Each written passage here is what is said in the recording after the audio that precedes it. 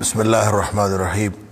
پہلا سوال تو ہے کہ جو زندگی کی نمازیں رہ گئی ہیں ان کا کیا کرنا ہے، اور اس کے بارے میں عام طور پہ ایک تصور پایا جاتا ہے قضائے عمری کا، جو خاص وقت میں خاص قسم کی نماز کہ وہ پڑھ لی جائے تو اس سے ساری عمر کی نمازیں جو ہیں جو قضا ہوئی ہیں وہ اس کا ازالہ ہو جاتا ہے اور وہ قضا ادا ہو جاتی ہے۔ یہ بات درست نہیں ہے، اس لیے کہ قضائے عمری کا کوئی تصور شریعت اسلامیہ میں نہیں، کسی صحیح حدیث میں ایسا کوئی، یہ بالکل من گھڑت بات۔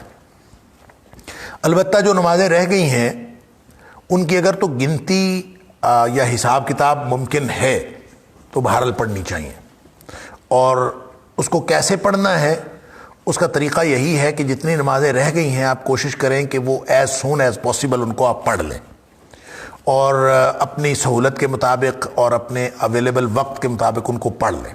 اور اگر وہ اتنی زیادہ ہیں کہ ان کو پڑھا جانا ممکن نہیں ہے تو توبہ جو ہے وہ سارے گناہوں کو مٹا دیتی ہے، اور توبہ اللہ تعالیٰ نے رکھی ہے، اور یہ انہی چیزوں کے بارے میں رکھی ہے جو انسان کے بس سے باہر ہوتی ہیں۔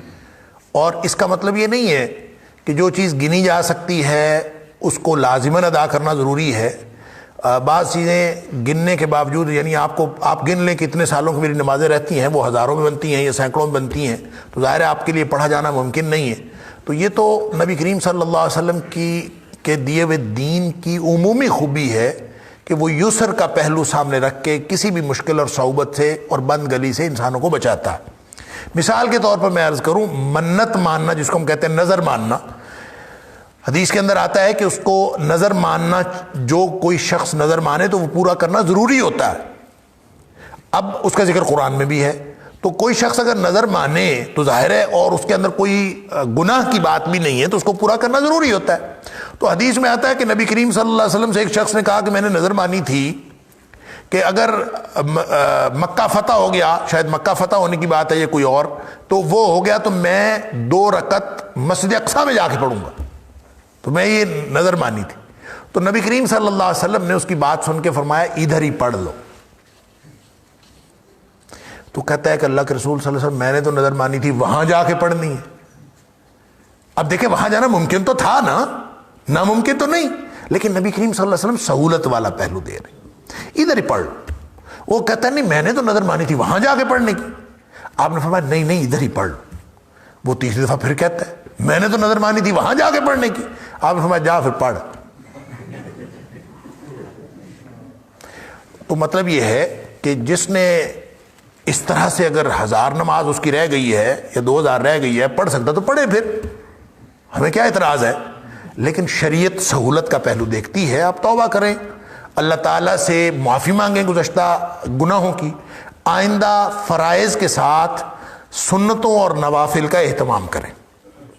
اور بخاری شریف کی حدیث ہے کہ نبی پاک صلی اللہ علیہ وسلم نے فرمایا کہ قیامت کے دن جن کے فرض کم رہ جائیں گے اللہ تعالیٰ فرشتوں کو حکم دے گا کہ دیکھو اس کے کھاتے میں نوافل ہیں، اور اگر اس کے کھاتے میں نوافل مل جائیں گے تو اس نوافل سے فرائض کی کمی اور خسارے کو پورا کر دیا جائے گا۔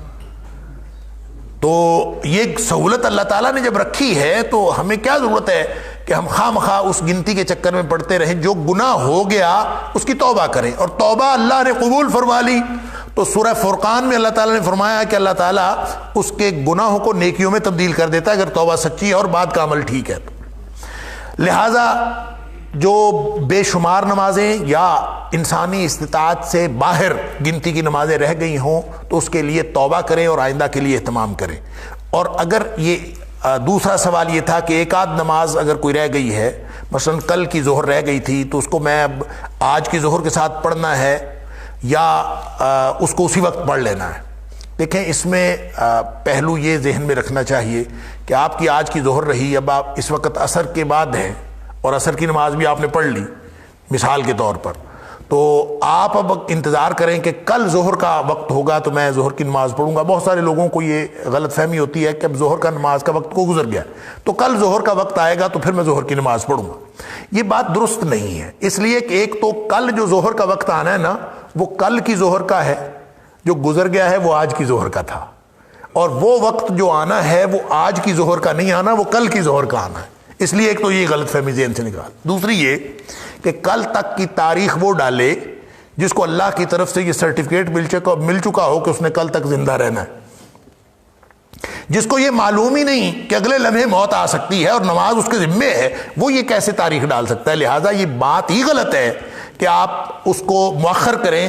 فرض نماز مؤخر کرنا کسی صورت درست نہیں، حتیٰ کہ جن اوقات کو ممنوع اوقات کہا جاتا ہے، جو نماز پڑھنے کے لیے ممنوع اوقات ہیں، سورج کا طلوع، سورج کا غروب اور زوال، اس دوران بھی فرض نماز اگر انسان کی رہ گئی ہو اور اس کو یاد آئے تو اس کو فرض نماز پڑھ لینی چاہیے۔ ممنوع اوقات سنتوں اور نوافل کے لیے ہیں، فرض کے لیے نہیں ہے۔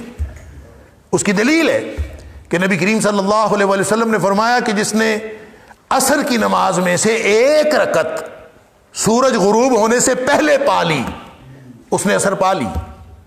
تو اگر ایک رکعت اس نے سورج غروب ہونے سے پہلے پائی تو باقی 3 رکعتیں تو سورج غروب ہوتے وقت تھی نا۔ تو اس کا مطلب ہے فرض نماز سورج غروب ہونے کا وقت وہ منع وقت ہے، ممنوع وقت میں بھی یہ نماز مؤخر نہیں کرنی۔ اور اس میں حکمت یہی ہے کہ آپ سورج غروب ہونے کا انتظار کرتے بیٹھے رہ جائیں، اگلے لمحے آپ کی موت واقع ہو جائے تو نماز تو آپ کے ذمے ہے نا۔ لہٰذا فرض نماز کے لیے آپ نے قطعاً انتظار نہیں کرنا۔ آج کی جو نماز بھی نبی کریم صلی اللہ علیہ وسلم نے فرمایا اگر کسی کی نماز رہ گئی ہے تو عام طور پہ 2 بنیادیں ہوتی ہیں، 2 وجوہات کی بنیاد پر نماز رہ جاتی ہے۔ ایک تو سویا ہوا آدمی، وہ سونے کی وجہ سے رہ جائے، دوسرا یہ کہ اس کے ذہن سے نکل جائے، وگرنہ تو مومن نماز چھوڑ دے تو ممکن ہی نہیں۔ تو فرمایا کہ جب یاد آئے تو فوراً نماز پڑھے، اور اگر سوئے ہوئے کی نماز رہ گئی ہے تو جب بیدار ہو تو فوراً نماز پڑھے۔ اس کو مؤخر کرنا یہ درست نہیں ہے، اور یہ کہنا کہ اب آج کی ظہر میں کل کی ظہر کے ساتھ پڑھوں گا، یہ تاریخ ڈالنا خطرناک ثابت ہو سکتا ہے۔ خام مؤخر کرنے کی بجائے جب آپ کو موقع ملا ہے یا جب یاد آئی ہے، سونے کی وجہ سے نماز رہ گئی ہے تو فوراً اٹھیں اور نماز پڑھیں، درمیان میں کوئی کام نہ کریں۔ اور اسی طرح جب یاد آئی ہے تو فوراً نماز پڑھیں اور اس کے بعد اس کو کسی وجہ سے مؤخر نہ کریں۔ یہی طریقہ احادیث سے سمجھ میں آتا ہے۔ واللہ عالم، اللہ تعالی ہمیں درست طرز عمل کی توفیق عطا فرمائے۔ جی اچھا، یہ میرا خیال ہے غرباء کا جو تصور ہے، یہ جو حدیث ہے طوبیٰ للغرباء کہ غرباء کے لیے خوشخبری ہے، جو حدیث میں نے درس کے دوران آپ کے سامنے رکھی کہ نبی پاک صلی اللہ علیہ وسلم فرمایا بدا الاسلام غریباً یا ان الاسلام بدا غریباً، دونوں طرح سے آتے ہیں کہ اسلام جب آیا تھا تو غریب یعنی اجنبی تھا، وسیعود غریبا، اور ایک ان قریب پھر ایک وقت آئے گا کہ یہ دوبارہ پھر غریب ہو جائے گا، اجنبی ہو جائے گا۔ ساتھ نبی پاک صلی اللہ علیہ وسلم نے فرمایا وطوبیٰ للغرباء، غرباء کے لیے خوشخبری ہے۔ تو اس کا مطلب تو بہرحال یہ نہیں ہے کہ آپ غرباء کے نام سے ایک جماعت بنا لیں تو آپ کہیں کہ ان کے لیے خوشخبری ہے۔ تو جماعت جو بنائی گئی وہ اسی لفظ کو سامنے رکھ کے ایک گروپ بنایا گیا، اس کا نام غرباء اہل حدیث ہے۔ یہ جو بھی ہے میں زیادہ تر نہیں جانتا، مجھے بہت زیادہ تعارف ان جماعتوں سے نہیں ہے، لیکن ایک اتنی زیادہ معلومات بہرحال ہیں کہ ایک جماعت اس نام سے ہے، ایک گروہ موجود ہے جس کا نام ہے غرباء اہل حدیث۔ اب دیکھیں نبی پاک صلی اللہ علیہ وسلم سے یہ سوال ہوا کہ من الغرباء، یہ غرباء کون ہے؟ تو اس کا مطلب یہ نہیں نبی پاک صلی اللہ علیہ وسلم نے یہ نہیں اس کے جواب میں فرمایا، اس کی مختلف جوابات ہیں، یعنی مختلف روایتوں میں مختلف جواب، سوال یہی ہے من الغرباء، سوال یہی، اس کے مختلف جوابات ہیں، لیکن اس میں سے کوئی جواب بھی اس سے متعلق نہیں ہے کہ آپ کوئی گروپ غرباء کے نام سے بنا لیں تو وہ ہے غرباء سے مراد، ایسا نہیں ہے۔ مثلا اس کے لیے جو سب سے معروف اور سب سے زیادہ متفق علیہ جواب ہے، جو غالباً علامہ ابن عبد البر نے اس کو روایت کیا ہے، تو وہ جواب یہ ہے کہ نبی پاک صلی اللہ علیہ وسلم فرمایا الذین یحیون سنتی ویعلمونها عباد اللہ، غرباء وہ ہیں جو میرے طریقے پر عمل کرتے ہیں اور لوگوں کو یہ بتاتے ہیں، لوگوں کو یہ سکھاتے ہیں، اللہ کے بندوں کو یہ سکھاتے ہیں کہ اللہ کے رسول صلی اللہ علیہ وسلم کا یہ طریقہ ہے۔ لہٰذا ایسے کوئی بھی لوگ جو اپنا نام غرباء رکھتے ہوں یا اپنا نام غرباء نہ رکھتے ہوں، جس کا بھی طرز عمل یہ ہے کہ وہ اللہ کے رسول صلی اللہ علیہ وسلم کے طریقے کو، آپ کی سنتوں کو زندہ رکھتے ہیں اور لوگوں کو نبی پاک صلی اللہ علیہ وسلم کی سنت کا طریقہ بتاتے ہیں، تو وہ انشاءاللہ اس خوشخبری کے حاملین میں سے ہیں۔ وہ غربا نام رکھیں تو بھی، غربا نام نہ رکھیں تو بھی، جو بھی اس طریقے پر ہیں وہ انشاءاللہ اس میں شامل ہیں۔ نام رکھنے کا ایشو نہیں ہے۔ میں پہلے بھی کئی دفعہ کہہ چکا ہوں، جیسے 73 فرقوں والی جو بات ہے کہ میری امت کے 73 فرقے ہوں گے اور اس میں سے ایک جنتی ہے، باقی سارے جہنمی، کلہم فی النار، سارے جہنمی ہیں الا واحدہ، سوائے ایک کے۔ وہ کون ہے؟ نبی پاک صلی اللہ علیہ وسلم اس کی ڈیفینیشن یہ بتائی، ما انا علیہ واصحابی، وہ جو اس طریقے پر ہوں جو میرا طریقہ ہے اور صحابہ کرام کا طریقہ ہے۔ میں اور میرے صحابہ کے طریقے پر جو گروہ ہوگا وہ ہے جنتی، باقی سارے جہنمی۔ اب اس سے مراد کون سا گروہ ہوگا؟ جو اپنا نام رکھ لے سپاہ صحابہ، جو اپنا نام رکھ لے گروہ صحابہ، جو اپنا نام رکھ لے کہ جماعت الصحابہ۔ کیا اس کا مطلب یہ ہوگا؟ ایسا ہرگز نہیں ہے۔ وہ ہوگا جو اللہ کے رسول صلی اللہ علیہ وسلم کے طریقے اور صحابہ کرام کے طریقوں کو دین کا طریقہ سمجھتا ہو۔ لہذا آپ جس گروہ کو بھی دیکھو، وہ جس نام سے بھی ہو، اگر ان کا طریقہ آپ ان سے پوچھ کے دیکھ لیں کس کی بات ماننی ہے بھائی، دین کا معاملہ کس کی بات ماننی، اگر تو وہ کہیں کہ اللہ کے رسول صلی اللہ علیہ وسلم کی بات ماننی ہے اور صحابہ کرام کی بات ماننی ہے، تو اس کا مطلب ہے یہ گروہ وہی ہے جس کے بارے میں نبی کریم صلی اللہ علیہ وسلم بتایا تھا، اس کا نام جو مرضی۔ اور اگر وہ کہیں کہ ہم نے بات کسی اور کی ماننی ہے، تو وہ اپنا نام جماعت الصحابہ بھی رکھ لے تو بھی اس کا کوئی فائدہ نہیں ہے۔ لہذا نام کی بات نہیں ہے، کام کی بات ہے۔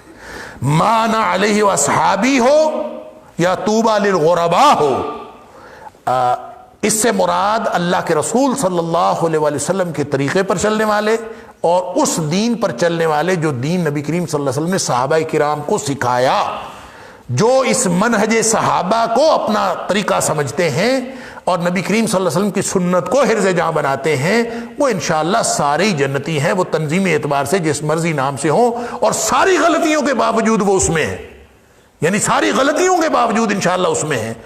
جب میں کہتا ہوں نا کہ ساری غلطیوں کے باوجود، تو اس کا مطلب یہ نہیں ہے کہ غلطیوں کی سزا نہیں ملے گی، وہ اللہ کا قانون الگ ہے۔ غلطی، گناہ اگر توبہ کیے بغیر مر گیا، صغیرہ گناہ ہے، تو وہ انشاءاللہ نیکیوں کے ساتھ ساتھ، 5 وقتہ نماز کے ساتھ، سال کے روزوں کے ساتھ، جمعہ پڑھنے کے ساتھ، وہ ساتھ ساتھ اللہ تعالیٰ نے خود بخود اس کو ختم کرنے کا اور دھو دینے کا پروگرام بنایا ہوا ہے۔ اگر کبیرہ گناہ ہے اور توبہ کیے بغیر مر گیا، تو چاہے وہ جنتی گروہ میں سے بھی ہو، وہ اپنی سزا بھگتے گا، پھر جنت میں جائے گا۔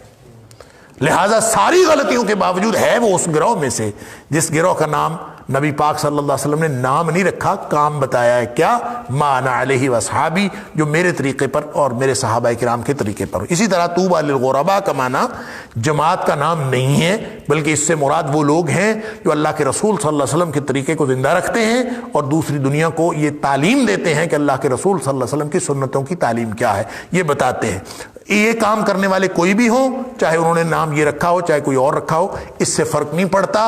البتہ جن لوگوں نے اپنا نام اس بنیاد پر رکھا ہے، یقیناً ان کا جذبہ اچھا ہے، لیکن یہ کہنا کہ واحد وہ گروہ جنت میں جائے گا اور باقی نہیں جائیں گے، یہ درست نہیں ہے۔ اور اگر یہ کسی کا دعویٰ، میرا خیال بھی نہیں ہے کہ ایسا کوئی دعویٰ ہو، لیکن اگر کسی کا دعویٰ ہے تو یہ دعویٰ بھی درست نہیں۔ تنظیمی اعتبار سے مختلف نام ہو سکتے ہیں، کام اگر اور منہج اگر وہ ہوگا تو انشاءاللہ وہ سارے جنتی ہوں گے، اپنی غلطیوں کے اور اپنی خطاؤں کے باوجود۔ اللہ تعالیٰ ہم سب کو سمجھ عطا فرمائے۔ السلام علیکم۔ وعلیکم السلام ورحمۃ اللہ وبرکاتہ۔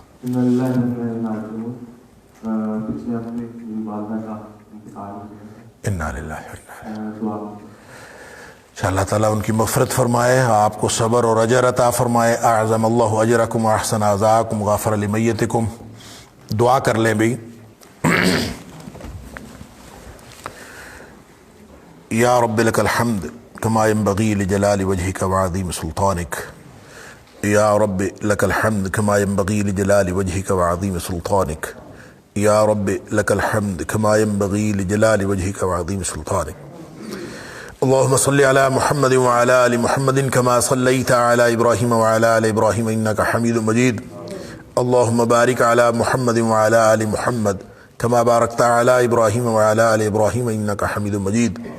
اللهم اغفر لها وارحمها اللهم اغفر لها وارحمها وعافها واعف عنها وأكرم نزلها ووسع مدخلها واغسلها بالماء والثلج والبرد ونقها من الخطايا كما نقيت الثوب الأبيض من الدنس. اللهم أبدلها دارا خيرا من دارها وأهلا خيرا من أهلها وزوجا خيرا من زوجها وأدخلها الجنة الفردوس. اللهم أدخلها الجنة الفردوس. اللهم أدخلها الجنة الفردوس. اللهم أدخلها الجنة الفردوس. وقها من فتنة القبر وعذاب النار. اللهم قها من فتنة القبر وعذاب النار. اللهم قها من فتنة القبر وعذاب النار.